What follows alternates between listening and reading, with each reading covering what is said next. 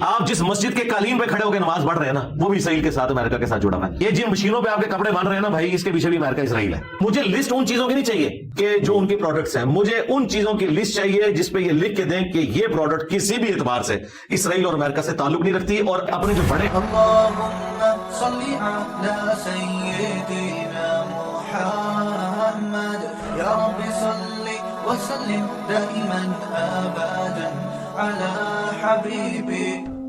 السلام علیکم ورحمۃ اللہ وبرکاتہ۔ میں رونا اپنا روتا ہوں تو وہ ہنس ہنس کے سنتے ہیں، میں رونا اپنا روتا ہوں تو وہ ہنس ہنس کے سنتے ہیں، انہیں دل کی لگی بس ایک دل لگی معلوم ہوتی ہے۔ کیا ہم پر بائیکاٹ کرنا فرض ہے؟ کیا پیپسی اور کوکا کولا کا پینا ناجائز اور حرام ہے؟ کیا ان سب چیزوں کو پینے کی وجہ سے ہم اسرائیل کا براہ راست اس کی مدد کر رہے ہیں؟ کیا فلسطین کے بچوں کے خون پر ہمارے ہاتھ بھی رنگے ہوئے ہیں؟ آئیے اس ویڈیو میں ہم جانتے ہیں۔ استقبال ایک مرتبہ پھر آپ سبھی کا۔ کیا فلسطینیوں سے ہمیں محبت ہے؟ کیا فلسطینی بچوں کی خون کی کوئی قیمت یا خون کی کوئی اہمیت ہمارے نظر میں ہے؟ میں یہ بات یوں کہہ رہا ہوں کہ ایک طرف جیسے ہی شیخ الاسلام مفتی محمد تقی عثمانی صاحب دامت برکاتہم العالیہ نے یہ کہا کہ اسرائیلی مصنوعات کا بائیکاٹ کرنا فرض ہے، بائیکاٹ کرنا ضروری ہے، ویسے ہی ایک واویلا مچنا شروع ہو گیا۔ یوں کہہ لیجئے کہ اسرائیل کی ناجائز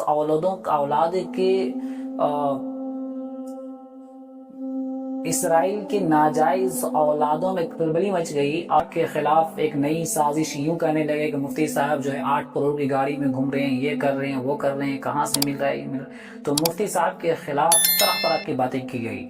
آج میں آپ کو 2 ویڈیو دکھانا چاہتا ہوں۔ ایک وہ ویڈیو جس میں ایک شخص بظاہر اپنے آپ کو ظاہر کرتا ہے کہ وہ عالموں سے بہتر ہے، حالانکہ وہ جاہل سے بھی بدتر ہے، اس کا کیا کہنا ہے۔ اب دوسرے ویڈیو میں آپ کو دکھاؤں گا کہ ایک عالم کیا کہتے ہیں۔ سب سے پہلے اس جاہل کی بات سنتے ہیں، اس پر پھر آگے بڑھتے ہیں۔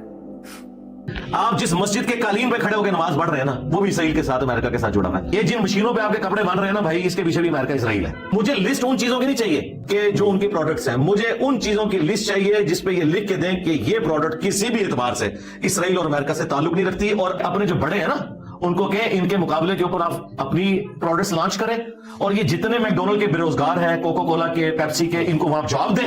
جس دن انہوں نے وہاں اپوائنٹمنٹ لیٹر دیا نا ان کو، اس دن میں انشاءاللہ بائیکاٹ کا اعلان کر دوں گا، اور ٹائم کیا بتا۔ دیکھا آپ نے ویڈیو؟ یہ ہے جاہل انجینئر مرزا۔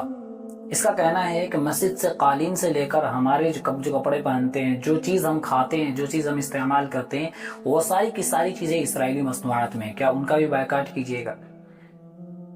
یا ہمارے اس طرح کے بائیکاٹ سے کیا ہوگا؟ آپ مجھے لسٹ دے دیجئے، میں وہ ساری لسٹ کو ہے بائیکاٹ کروں گا۔ یا ہمارے بڑوں کو کہیے کہ وہ ایک نیا پروڈکٹ لانچ کریں، یا پھر ان کے اس نے کہا کہ ان بے روزگاروں کو پھر روزگار کون دے گا؟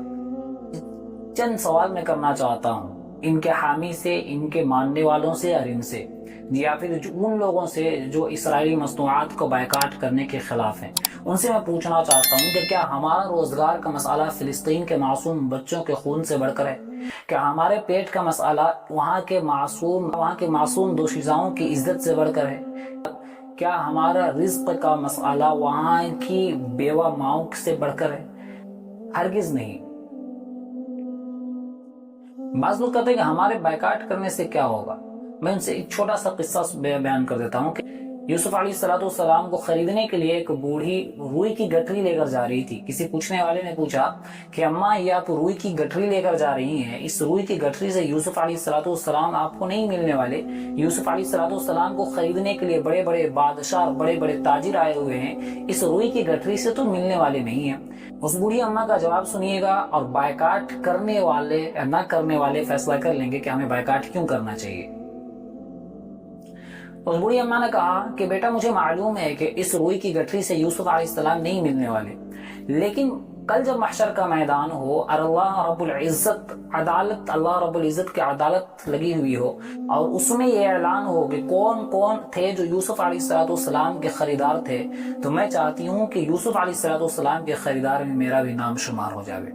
آپ سے میں کہنا چاہتا ہوں کہ کل محشر کا میدان ہو، ایک طرف معصوم فلسطینی کھڑے ہوئے ہوں، ایک طرف وہاں کے یتیم بچے، ننھے معصوم بچے کھڑے ہوئے ہوں، اور ایک طرف اسرائیل کھڑے ہوئے ہوں، اسرائیل کے حامی کھڑے ہوں، اسرائیل کے ناجائز اولاد جو اسرائیلی مصنوعات کو بائیکاٹ کرنے سے براہ راست منع کر رہے ہیں وہ کھڑے ہوئے ہوں۔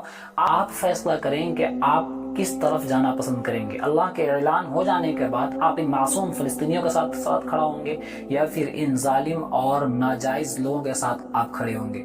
تو بائیکاٹ کرنے کا یہی ہے کہ بائیکاٹ کم از کم ہم سے جو ہو سکے ہم اس کو کرنا چاہیے۔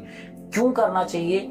بلکہ اب جو ہے اسرائیلی مصنوعات کا بائیکاٹ تو بعض علماء کہتے ہیں کہ فرض ہے۔